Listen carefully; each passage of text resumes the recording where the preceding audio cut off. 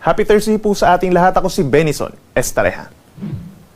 Patuloy pong epekto ng habagat or southwest monsoon dito po sa malaking bahagi ng northern and central Luzon at pinakang uulanin pa rin po itong western sections. Samantalang southern Luzon, Metro Manila, Visayas and Mindanao, asahan pa rin ang mga pag-ulan dulot po ng localized thunderstorms o yung mga pag-uulan na hindi naman po nagtatagal.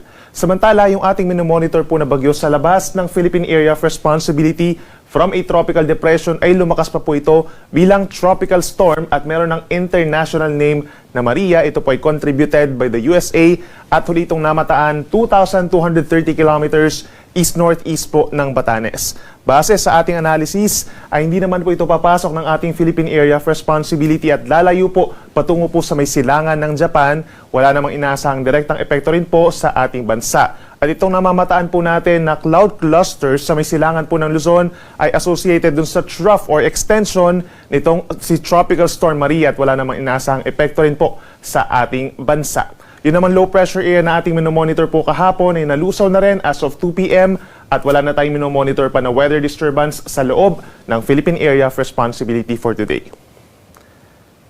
By today po, asahan pa rin po ang maulap na kalangitan at mga pag-ulan sa may Zambales, Bataan at malaking bahagi po ng Ilocos Region. Epekto po yan ng hanging habagat or southwest monsoon. Yung nature ng mga pag-ulan po natin for today, panaka-naka po or paminsan-minsan mga light to moderate rains at meron din mga thunderstorms lalo na po sa hapon hanggang sa gabi. Kaya mag-ingat po sa mga posibleng pagbaha at pagguho ng lupa at laging magdala po ng payong lalo na sa ating mga estudyante.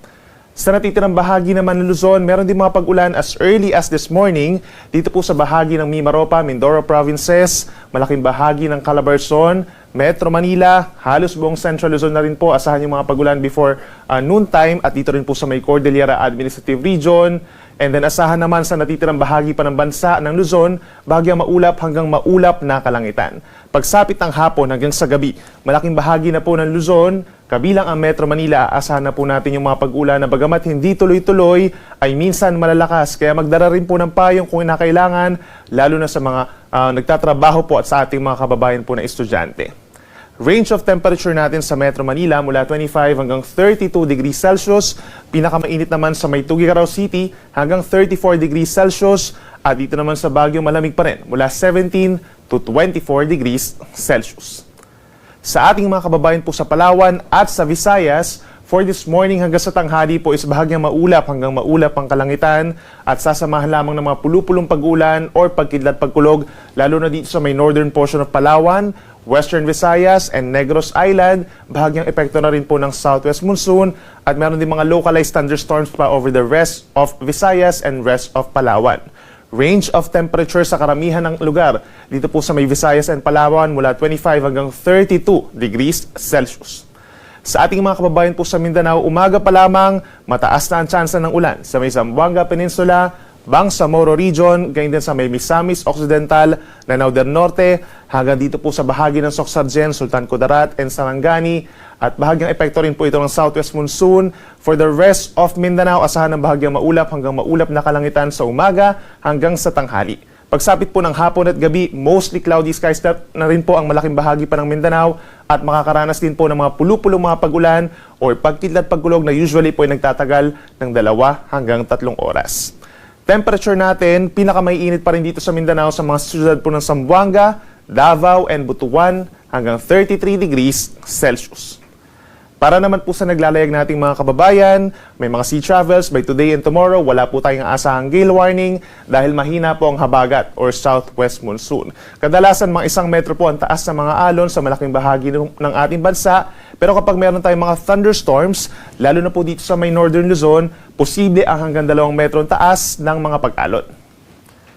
By tomorrow hanggang sa weekend, mataas ang tsansa po na magkakaroon tayo muli ng panibagong weather disturbance dito po sa may silangan ng Taiwan, sa may northeast ng Batanes, basta na rin sa Climatology Division ng Pag-asa sa Tropical Cyclone Threat Potential Forecast as a low pressure area po. At itong LPA plus itong si Tropical Storm Maria na siyang papalayo naman ng ating bansa ang nagtitrigger po natin ng habagat or southwest monsoon sa susunod pa po na 3 araw.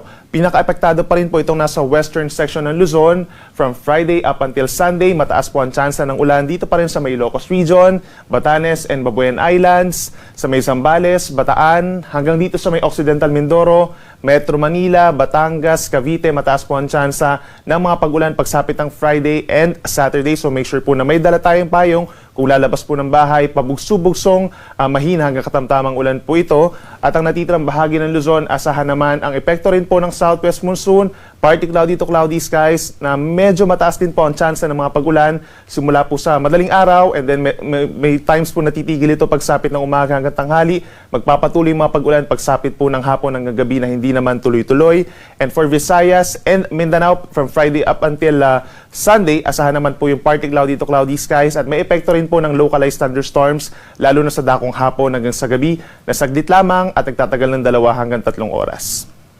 Sunrise po natin ay maya-maya lamang 5:41 ng umaga at ang sunset ay 6:20